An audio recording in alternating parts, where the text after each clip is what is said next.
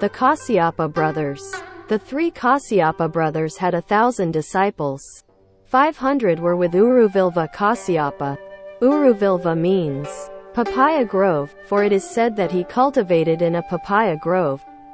Some accounts claim that he had a lump on his chest which resembled a papaya. Some describing it as concave, and some as convex. What is probable is that, liking to eat papayas, he cultivated in a papaya grove, and in time a papaya grew on his chest. Papayas are good for curing illnesses of the lungs.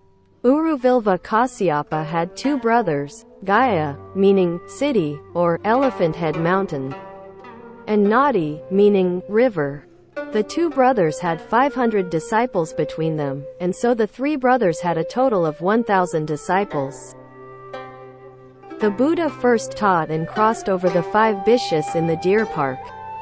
Then he considered who to cross over next. Seeing that the potential of the 3 Kasyapa brothers had matured, he went to the dwelling of Uruvilva Kasyapa. He could not, however, simply say, "I have come to save you, Uruvilva Kasyapa. Do you believe that?" He had to employ a clever expedient device, and so he said, "It's late and I can't travel any farther. May I stay on here?" Uruvilva Kasyapa, a powerful fire worshipper, saw the Buddha and thought, "Why is he so special?" Try as he might, he couldn't figure the Buddha out. Strange, he thought, I can see anyone else's background just by looking. Why can't I see his? Finally he said to the Buddha, "Very well, you may stay here." And he put him in a cave where Uruvilva Kasyapa's protector, a dragon, lived. The dragon was extremely fierce and scorched to death anyone who came near him. In the middle of the night, the dragon tried to burn the Buddha, but the Buddha had entered the firelight samadhi and couldn't be burned. The Buddha put the dragon in his bowl. More than likely, he didn't have to trick him by saying, "You can only make fire, you can't jump into my bowl." As the 6th patriarch would later speak to another dragon, "You can only manifest a big body, not a small one." The Buddha used a very natural dharma to get the dragon into his bowl. Then he explained the dharma to him and the dragon took refuge. Seeing such spiritual penetrations and transformation, Kasyapa knew that his own virtue was not as great as the Buddha's.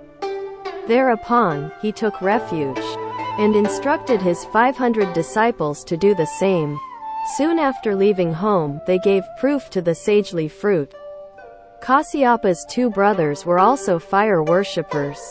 But when they saw that their brother had become a bhikshu, they wanted to leave home as well. They did, and, along with their 500 disciples, they soon gave proof to the sagely fruit. That makes 1,255 disciples. Out of gratitude for the Buddha's deep kindness and his teaching, they were the Buddha's constant followers. No matter where the Buddha went, they accompanied him and protected the assembly. For example, here we lecture on the sutras and those who come to listen protect the assembly, even though they already understand the doctrines, they still take time from their busy schedules to come and listen. All great arhats whom the assembly knew and recognized. Arhat, a Sanskrit word, has 3 meanings which correspond to the 3 meanings of the word bhikshu, because being a bhikshu is the cause of attaining arhatship. And arhatship is the result of cultivation as a bhikshu. It's a matter of cause and effect.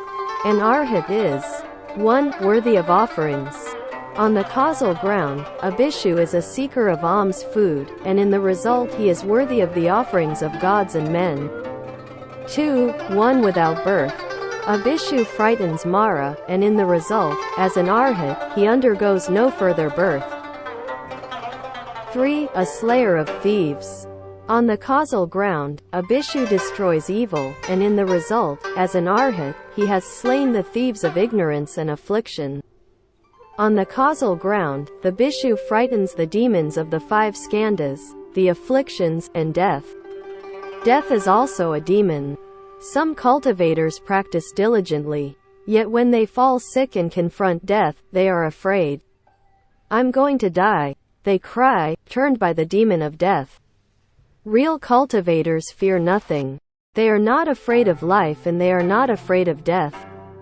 Life and death are the same. Death and life are not different. There is no distinction between them. If while alive cultivators can be as if dead, they will have no thoughts of desire.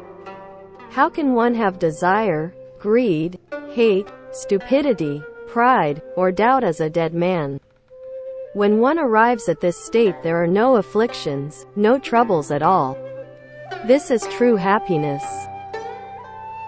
This state is not easy to attain, however, on the other hand, it is not difficult either. If you want to, you can do it.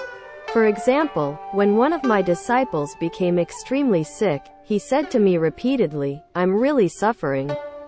I said, "The more suffering you undergo, the better. The more you suffer, the more you will understand." One day it seemed as if he had died. He went to a happy place full of people. "Happiness is happiness," he said, "but I want to see my teacher." "Who is your teacher?" the people asked. As soon as they heard his teacher's name, they were unhappy. "You can't see your teacher here," they said. "Then I'm leaving," he said, and came back. He didn't die after all. You might say he has conquered the demon of death. Subsequently, his skill has increased greatly, whom the assembly knew and recognized. These arhats were all very famous and their virtue was respected by the entire population.